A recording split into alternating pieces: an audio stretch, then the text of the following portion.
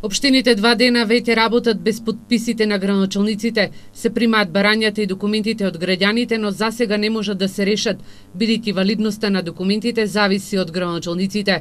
Во моментов блокирани се услугите кон граѓаните, а доколку за една недела не се реши проблемот, односно пратениците во собранието не изгласаат законски измени и пролонгирање на мандатите на градоначалниците, во тој случај ќе доцнати исплатата на платите. Први за исплата од 1 до 5 во месецот се општинската администрација, а потоа доаѓаат вработените од децентрализираните институции. Градоначалниците од Истокот неколку пати предупредуваа дека ќе се случи оваа блокада на општините.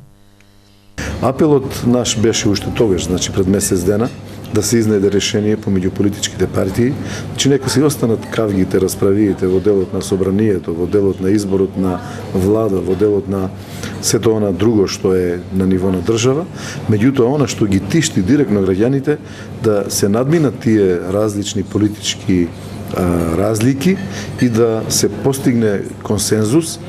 Засега е известно дека консензус има. Локалните избори ќе се одржат на 15 октомври, но засега овој датум не е официјален, бидејќи најпрвен треба пратениците во собранието да ги изгласаат законските измени.